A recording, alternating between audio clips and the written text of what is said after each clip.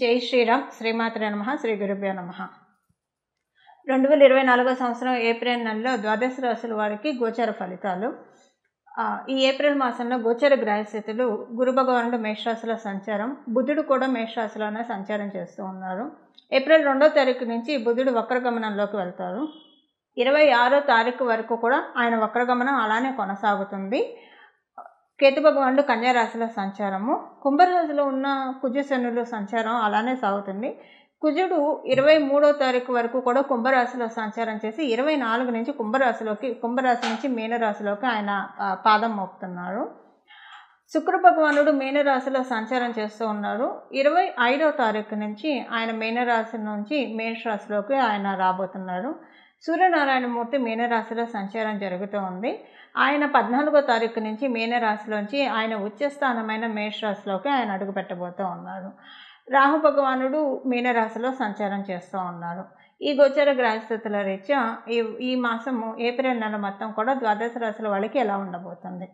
అయితే ఈ మాసంలో ఒక స్పెషల్ గ్రహస్థితి ఏంటంటే, ఈ మాసం 14వ తారీఖు నుంచి రారాజు అయిన సూర్యనారాయణమూర్తి మేషరాశిలోకి 14వ తారీఖు నుంచి రాబోతూ ఉన్నారు. ఆయన మేషరాశిలో ఆయన సంచారం చాలా మంచిది. ఎందుకంటే ఉచ్చరాశి కాబట్టి అందరికీ కూడా ఏదో ఒక రకంగా కాన్ఫిడెన్స్ని ఇవ్వడము, ఏదో ఒక పనుల్లో ఇప్పుడు కరేజ్ లేకుండా ఏ పని అయితే అంటే ఆత్మస్థైర్యం కావచ్చు, ఒక పనులను ముందుకు సాగించే నిబద్ధత లేకుండా, నిబద్ధత అని కూడా కాదు, ఒక భయంతో వెనకంజ వేసే వాళ్ళందరికీ కూడా ఏ విషయాల్లో అయితే వెనకంజ వేస్తూ ఉన్నారో ఆ విషయాల్లో వెన్నుతట్టి ప్రోత్సహించడానికి, ఆ విషయాల్లో పురోభివృద్ధికి సూర్యనారాయణమూర్తి మేషరాశిలో సంచారం అనేది 14వ తారీఖు తర్వాత నుంచి చోటు చేసుకుంటుంది. ఇక ఇంకొక రిలీఫ్ ఫ్యాక్టర్ ఏంటంటే, ఈ నెల 23వ తారీఖు వరకు కూడా కుంభంలో కుజ భగవానుడు సంచారం, కుజుడు శని కలయిక, వీళ్ళిద్దరి కలయిక కొంత సంఘర్షణలకు దారితీస్తుంది. మరి కొంత మీ జన్మజాతకం బాగా ఉంటే తప్పించి హర్టింగ్స్ ఎక్కువగా ఉంటాయి. అందరూ మనవాళ్లే అనిపిస్తారు, అందరూ పరాయిగానే అనిపిస్తారు. ఏది ఎలానో అర్థం కాని ఒక కన్ఫ్యూజన్ స్టేటు. ఒక ప్రయత్నం మొదలుపెట్టినప్పుడు ఆ ప్రయత్నంలో ముందుకు సాగకపోవడము, కానీ బాగా ఫైటింగ్ తోటి ఆ ప్రయత్నాలు నెరవేరినవి కూడా ఉన్నాయి. అలాగే గృహ ప్రయత్నాలకి, రియల్ ఎస్టేట్లో ఉన్న వాళ్ళకి, వాహనాన్ని కొనాలనుకున్న వాళ్ళకి, భూమి లేదా ఆస్తి కొనాలనుకునే వాళ్ళకి, అమ్మాలనుకునే వాళ్ళకి, లేదా కట్టే వాళ్ళకి, ప్రత్యేకించి కన్స్ట్రక్షన్ రంగంలో ఉన్న వాళ్ళకి, లేదా మీ ఓన్ హౌస్ కన్స్ట్రక్షన్ చేసే వాళ్ళకి, ఒక మాటలో చెప్పాలంటే గడిచిన 2 నెలలు కూడా చాలా అంటే చాలా టెస్టింగ్ పీరియడ్, చాలా ఉద్దాన పతనాలు ఈ 2 నెలల్లోనే మీరు చూశారు అందరూ.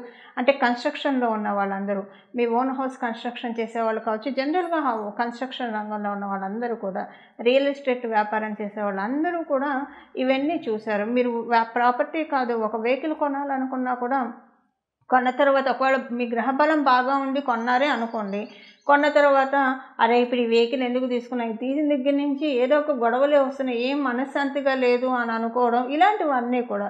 ఒకవేళ కొనాలనుకుంటే కొనలేకపోవడం, కొనాలనుకొని కొనలేకపోతే నిజంగా మీ అంత అదృష్టవంతులు ఎవరు లేరు. ఎందుకంటే ఈ 2 నెలల్లో చాలా ప్రాబ్లమ్స్ ఫేస్ చేస్తుండేవాళ్ళు. కొని ఉంటే కనుక అవి మీకు ఈ నెల 24 నుంచి హౌస్ కన్స్ట్రక్షన్ చేయాలనుకునే వాళ్ళకి, కన్స్ట్రక్షన్లో ఉన్న వాళ్ళకి, రియల్ ఎస్టేట్లో ఉన్న వాళ్ళకి, ఇల్లు లేదా స్థలము పొలము కొనాలనుకునే వాళ్ళకి, అమ్మాలనుకునే వాళ్ళకి, వాహనాలు కొనాలనుకునే వాళ్ళకి, అమ్మాలనుకునే వాళ్ళకి ఈ నెల 24 నుంచి కొంత ఊరట లభిస్తుంది. ప్రత్యేకించి ఇంజనీర్లకి చాలా మంచి శుభ సమయం. ఎందుకంటే కన్స్ట్రక్షన్ అంతా, బిల్డింగ్ ప్లాన్స్ ఇవన్నీ కూడా ఇంజనీర్సే చేస్తారు కాబట్టి వాళ్ళకి ఈ మాసం 24 మొదటి నుంచి కాదండి, 24 నుంచి కొంత ఊరట మొదలవుతుంది. అమ్మయ్య కొంత తెప్పరిల్లుతున్నాం, తేరుకుంటున్నాం, మొత్తం ఇంకా అన్ని పనులన్నీ కూడా పుంజుకుంటాయి, వేగవంతం అవుతాయి అని అనుకోవడానికి చక్కటి అవకాశం ఉంది. ఇక సూర్యనారాయణమూర్తి అయితే మీకు అందరికీ కూడా 14వ తారీఖు తర్వాత నుంచి చాలా సపోర్టింగ్గా ఉన్నారు కాబట్టి కొంత అక్కడి నుంచి చక్కటి ఎనర్జీ బూస్టప్ అయిపోతున్నాయి. ఎలాంటి ఇబ్బంది లేకుండా మనం చేసుకోగలుగుతాం అన్ని పనులు కూడా. ఒకళ్ళ సపోర్ట్ లేకుండా, ఒకళ్ళ సహాయ సహకారాలు లేకుండా మన పనులు మనం చేసుకోగలిగితే మనకి ఎవరికైనా అదే కదా కోరుకునేది. అలాంటిది ఈ మాసంలో తటస్థిస్తుంది ద్వాదశ రాశులు అందరికీ కూడా. అయితే ఏ విషయంలో ఆ విషయం అది తటస్థిస్తుందన్న విషయం మనం రాశుల వారీగా విడివిడిగా తెలుసుకున్నాం. ఓవరాల్గా అయితే స్వయం కృషితో పైకొచ్చే వాళ్ళకి అందరికీ కూడా ఈ మాసం చాలా బాగా ఉందని చెప్పాలి. ఇక మనం వివరాల్లోకి వెళ్దాం. తులారాశిలో పుట్టిన వాళ్ళకి ఈ మాసంలో కాంపిటేటివ్ సక్సెస్ చాలా బాగా ఉంటుంది. ఈ మాసం 20వ తారీఖు నుంచి మీ ఆలోచనల్లో చాలా సంఘర్షణ, కూర్చోలేకుండా, నించోలేకుండా, పడుకోనీయకుండా గత 2 నెలలుగా చాలా నలిగిపోతూ ఉన్నారు ఒక విషయంగా. దాంట్లోంచి ఈ నెల 20వ తారీఖు నుంచి కొంత ఊరట కలుగుతుంది, ప్రశాంతత వస్తుంది. 20వ తారీఖు నుంచి వాటిల్లోంచి కొంత బయటకు వస్తారు, ప్రశాంతంగానే ఉంటారు వాటి వల్ల ఇబ్బంది లేకుండా. ఈ మాసంలో కొంత మీ తల్లిగారికి ఆరోగ్య సమస్యలు వచ్చే అవకాశం ఉంది. ఒకవేళ మీ తల్లిగారి జన్మజాతకం బాగా ఉంటే కనుక మీకు 20వ తారీఖు వరకు ఉన్న టెన్షన్లు అధికమవుతాయి. మీ తల్లిగారికి హెల్త్ ప్రాబ్లం కాకపోతే మీకు ఉన్న టెన్షన్లు కొంచెం అధికమయ్యే అవకాశం ఉంది. కానీ ఏదైనా 20వ తారీఖు నుంచి వాటి నుంచి తొందరగా బయటపడిపోతారు. ఉద్యోగస్తులకి చాలా బాగుంది, ఎలాంటి ఇబ్బంది లేదు ఉద్యోగస్తులందరికీ కూడా. ఇంకా వ్యాపారస్తులకి ఈ మాసం బాగా ఉంది. మీరు స్వతంత్ర వ్యాపారస్తులైనా, భాగస్వామి వ్యాపారస్తులైనా ఎవరైనా బాగుంది. ఈ నెల 14వ తారీఖు నుంచి ధనపరంగా మంచి అవకాశాలు చోటు చేసుకుంటున్నాయి. ధనపరంగా మంచి అభివృద్ధి ఉంటుంది. కొంత మీకు ఫైనాన్షియల్ పరంగా ఊపిరి తీసుకునే పరిస్థితులు ఉంటాయి. గవర్నమెంట్ నుంచి మీకు ఏమన్నా రావాల్సి ఉంటే అలాంటివన్నీ, లేదా గవర్నమెంట్ నుంచి ఏదో ఒక రకమైన లబ్ధి, మీరు చేసే ఫీల్డ్లో గవర్నమెంట్కి సంబంధించిన లావాదేవీలు ఏమైనా ఉంటే అవి ఈ మాసం చాలా బాగా అవుతాయి. గవర్నమెంట్లో ఉద్యోగస్తులకైతే ఇంకా బాగా ఉంది.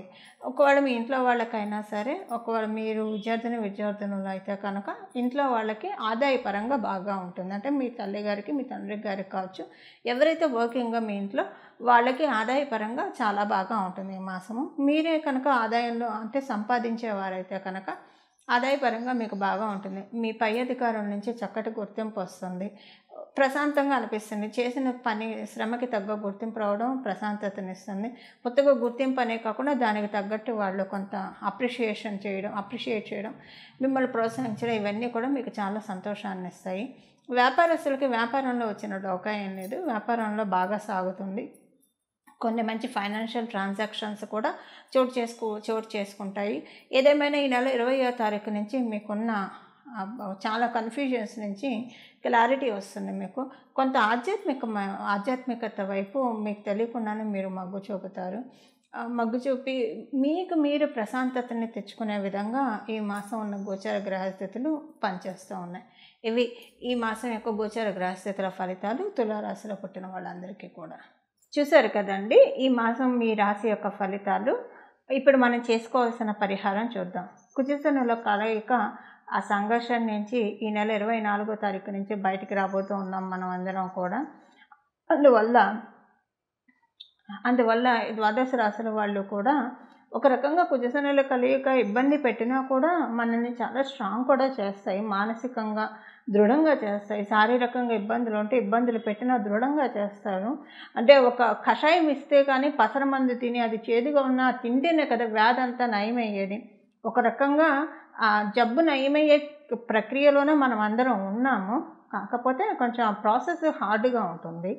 అది ఇప్పుడు అందరం చూసాం కాబట్టి 24వ తారీఖు నుంచి రిలీఫ్ అవుతాం. కాబట్టి అసలు దీనికి మనం అంటే భగవంతుడు మనల్ని రిలీఫ్ చేస్తున్నాడు కాబట్టి ప్రయత్నపూర్వకంగా ఈ మాసంలో లక్ష్మీ నరసింహస్వామి వారి ఆరాధన చేయండి. మీ ఇంటి దగ్గర లక్ష్మీ నరసింహస్వామి వారి ఆలయం ఉంటే ఆలయానికి వెళ్ళి దర్శించుకొని రండి. చాలా చక్కటి శుభ ఫలితాలు ఉంటాయి. నమో భగవతే లక్ష్మీ నారసింహాయ, నమో భగవతే లక్ష్మీ నారసింహాయ, నమో భగవతే లక్ష్మీ నారసింహాయ. ఈ నామాన్ని మనసులో జపించుకుంటూ ఉండండి. లేదా లక్ష్మీ నరసింహస్వామి వారికి సంబంధించిన అష్టోత్తర శతనామావళి కావచ్చు, సహస్రనామావళి కావచ్చు, లేదా లక్ష్మీ నరసింహస్వామి వారికి సంబంధించిన కరావలంబ స్తోత్రం కావచ్చు, ఏదైనా చదువుకోండి. మీకు కుదిరితే కనుక వడపప్పు, పానకం లక్ష్మీ నరసింహస్వామి వారికి నైవేద్యం పెట్టి తినండి. చాలామంది ఇళ్ళల్లో లక్ష్మీ నరసింహస్వామి వారి చిత్రపటం ఉండదు. అలా లేదని మీరు బెంగపడవద్దు. ఇంట్లో వెంకటేశ్వర స్వామి ఫోటో ఉంటుంది కదా, రామచంద్రమూర్తి పటం అయితే అందరి ఇళ్ళలో ఉంటుంది. శ్రీకృష్ణ పరమాత్ముడి ఫోటో లేని ఇల్లు ఎవరి ఇల్లు ఉండదు, విగ్రహం లేని ఇల్లు. వాళ్ళకి ఆ దేవతామూర్తులకే, ఎందుకంటే దశావతారాలన్నీ కూడా విష్ణుమూర్తికి సంబంధించినవే కాబట్టి మీరు మళ్ళీ ప్రత్యేకించి తెచ్చుకోవాల్సిన అవసరం ఏమాత్రం లేదు. వాళ్ళల్లోనే లక్ష్మీ నరసింహస్వామిని వాళ్ళ అంశ కాబట్టి లక్ష్మీ నరసింహస్వామిని భావిస్తూ వాళ్ళకి ఇంకా పరిపూర్తి అంశ భగవానుడు శ్రీకృష్ణ పరమాత్ముడు కాబట్టి రోజు శ్రీకృష్ణ పరమాత్ముడు కానీ రామచంద్రమూర్తికి, వెంకటేశ్వర స్వామికి ఎవరికైనా పర్వాలేదండి. పానకము, వడపప్పు నైవేద్యం పెట్టి అది మీరు ప్రసాదంగా స్వీకరించడానికి ప్రయత్నించండి. చాలా చక్కటి శుభ ఫలితాలు ద్వాదశ రాశుల వాళ్ళందరికీ కూడా అందుతాయి. మంగళం. నమో భగవతే వాసుదేవాయ.